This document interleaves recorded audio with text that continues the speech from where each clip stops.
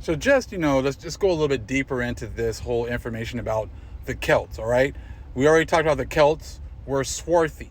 Swarthy means dark colored. Now, if you're dark colored in that kind of environment, where it's always wet and gloomy and whatever else, they always want to make it seem like they were so-called white people. But the people that that were there originally were dark-skinned people that were swarthy. Let me show you real fast. So we're going to jump back in this book here again real quick. Celtic Myth and Legend, Poetry and Romance. Right there at the bottom. In physique, it was short, swarthy again. Those are the people that were there in these lands, right? Again, the earliest of these two races would seem to have inhabited our islands, right? Okay, from the most ancient times, and may for our purpose be described as aboriginal. And what do they look like? In physique, it was short, swarthy, dark-skinned, dark-eyed, long-skulled. So let's look that up real fast. Swarthy, dark-skinned, dark-colored. All right, that's what swarthy means. All right, so those are the people that were in the land of the Celts. So and they had a lot of land. They were all over Europe. So let me show you that, because they want to make it sound like they were only one little island, but that wasn't true either. So again, this is what happens when you try to take someone else's history. Most High let you get it for a little bit of time, but eventually he's going to give it to the original people. That's what he said. Holy Spirit is going to come and bring all things back into our remembrance. So I have some people coming in here saying things like, oh, you need to stop getting your information from Google. You get your information from Google and from Wikipedia. That's why you believe what you believe. That's why you believe that, that the Celts are white, because that's what they show you. They don't tell you about the true black Celts, the people that were there originally. But take a look here at the history of the Anglo-Saxons, okay, by Sharon Turner right here. This book from the early 1800s, right there at the top. But upon investigating the remains of antiquity, we find another ancient people placed in some of the western regions of Europe. At the time when Greek history begins, they were called, right there, Keratoi right there, and afterwards, that right there. And Caesar says of them that they called themselves Celtae, though the Romans gave them the appellation of Galli, okay? The Keltoi, to follow the Greek orthography of the word, appear to have been one of the branches of the Cimmerian stock. The term Cimmerian, like German or Gaul, was a generic appellation. The people to whom it extended had also specific denominations. Thus, part of the Cimmerians who invaded Asia under Legitimus were likewise called Teratonis or Tereris. Okay, that the Celts were Cimmerians is expressly affirmed by Arrian, okay, in two passages, and is implied by Diodorus and Plutarch. The Cimmerians traversed the north of Europe from east to west, and the Celts seem to have proceeded more to the south and west.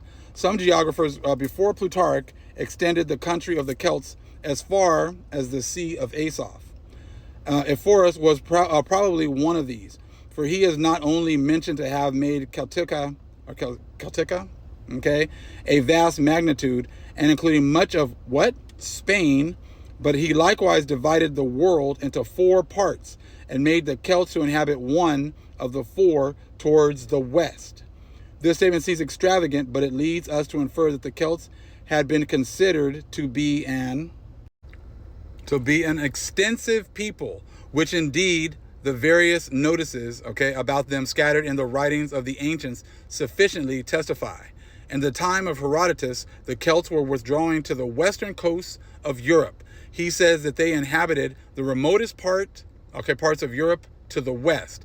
And in another part, he states them to live beyond the Pillars of Hercules and about Pyrene, and he places among them the origin of the Danube.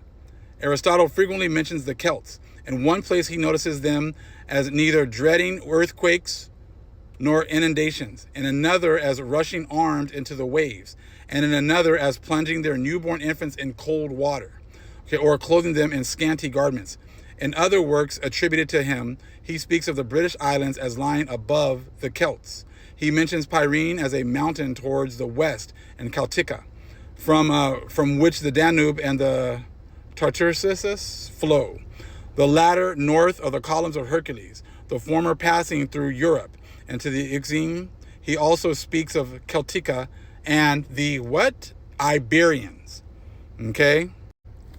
The tendency of these notices of the Celts by Herodotus, Aristotle, and Ephorus is to show that in their times, this people lived in the western parts of Europe, about Gaul and Spain. They are spoken of as being in the same places by later writers, but the evidence of Caesar is particularly interesting on this subject. In his time, the German and Scythic hordes had spread themselves over Europe, and we'll read more about that later on. These so-called black or swarthy people were all over the place, past the Pillars of Hercules.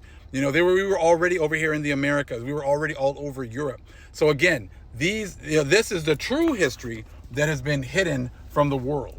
You know what I'm saying? This is the true history that's been hidden from the world. And now the Most High is bringing all this information back. So who are the ones that are really lying about history? Who are the ones that have taken other people's history and given it to other people? Who's whitewashed everyone and made it seem as if everyone, so-called British people, are white. Celts are white.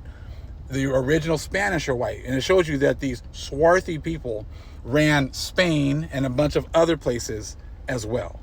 So I just wanted to show you how the swarthy Celts, the black Celts, and you also do know that Pythagoras came and learned from the Celts as well. He learned from the Druids. He learned from, his name was Alberus. That's who he learned from. Okay? So like I said, your whole history and who you think, are the philosophers and people that really know anything, I said, it's all been nothing but a lie, because you learned everything from us and you've taken credit and not told the people the truth. But now the Most High is doing that now. Shalom.